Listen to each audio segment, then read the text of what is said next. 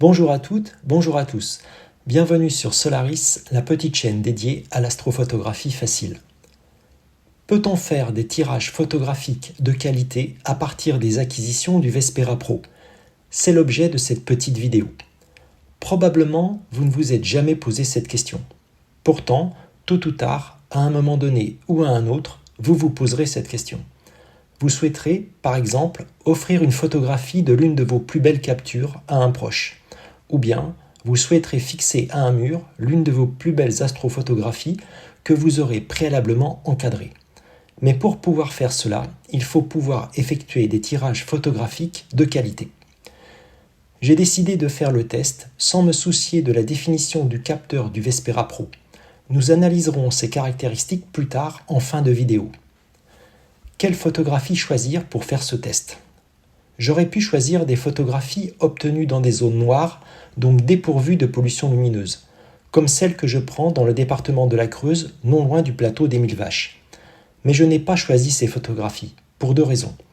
D'une part, je n'ai pas commencé la playlist astrophotographie en zone noire, et d'autre part, j'ai voulu choisir des photographies que tout le monde peut obtenir, donc celles produites en zone urbaine à Paris. J'ai donc choisi 4 photographies issues de 4 vidéos déjà postées sur la chaîne. J'ai choisi l'amas globulaire Messier 3, les Pléiades ou l'amas ouvert Messier 45, la nébuleuse d'Orion ou Messier 42 et la nébuleuse de l'Aigle ou Messier 16 avec les fameux piliers de la création. Il y a donc une photographie à dominante noire et blanc, M3, une photographie avec de faibles nuances de couleur bleutée, M45, et 2 photographies très colorées, l'une avec un fond noir, M42, et l'autre avec un fond étoilé, M16. Pour le tirage photographique, j'ai fait au plus simple. Je suis allé développer les photographies sur une borne d'impression photographique. J'ai l'habitude d'aller à la Fnac Montparnasse, à Paris, rue de Rennes, dans le 14e arrondissement. J'ai amené les 4 photographies à tirer sur une clé USB. Je les ai sauvegardées dans leur format original sans les modifier. Elles sont donc encore au format carré du capteur. La borne d'impression Fnac ne propose pas différents niveaux de qualité photographique, par exemple standard ou premium, ni différents types de papier photographique, par exemple mat ou brillant. Par contre, 3 formats d'impression sont proposés. Le format 10 par 15, c'est-à-dire le format carte postale, un format un peu plus grand, 15 par 20 cm, pour des photographies que l'on souhaite conserver, et enfin le format 20 par 30 cm, qui correspond au petit format pour les expositions photographiques, car il présente le rapport 3/2. 20 x 30 cm correspond donc au format idéal pour l'encadrement. J'ai tiré les 4 astrophotographies dans les 3 formats. A noter que les formats de tirage sont rectangulaires, alors que le format du capteur du Vespera Pro est carré. La borne a donc proposé de renier une petite partie des côtés, soit verticaux, soit horizontaux. Je suis ressorti de la Fnac avec les 12 photographies que j'ai donc analysées en détail quant au rendu des couleurs, au fond noir, au bruit de fond général et à la résolution des détails, tels que les piliers de la création au sein de la nébuleuse de l'Aigle. Pour les formats petits et moyens, c'est-à-dire 10 par 15 ou 15 par 20 cm, tous les tirages sont parfaits. Fond bien noir, pas de bruit de fond, excellent rendu des couleurs et excellente résolution. Pour les grands formats 20 par 30 cm, les tirages des 2 amas et de la nébuleuse d'Orion sont également parfaits.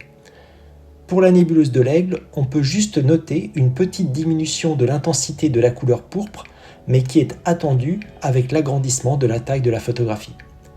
La résolution des piliers de la création est parfaite, même au format 20 par 30 cm.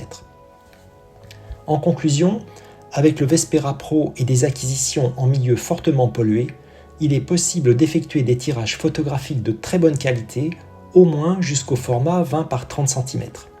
Très probablement, il est possible d'aller au-delà de ce format avec des acquisitions en zone noire sans pollution lumineuse.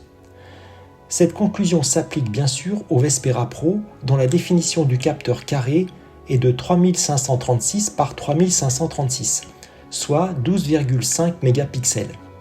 Il est très probable que le Vespera 2, qui est muni d'un capteur rectangulaire de 3840 par 2160, soit 8,3 mégapixels, puisse permettre des tirages photographiques de qualité assez comparable.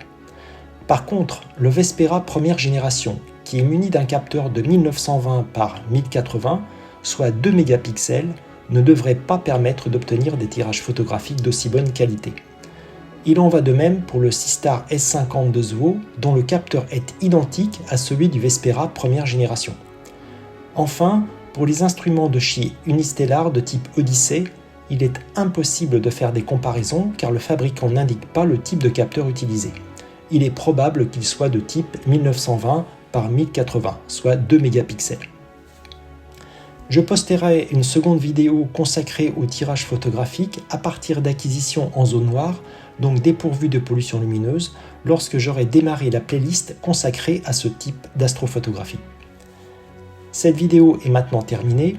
Laissez-moi des pouces vers le haut et des commentaires, cela m'encouragera à poster d'autres vidéos. Et bien sûr, abonnez-vous à ma chaîne pour être informé des prochaines vidéos. À bientôt sur Solaris.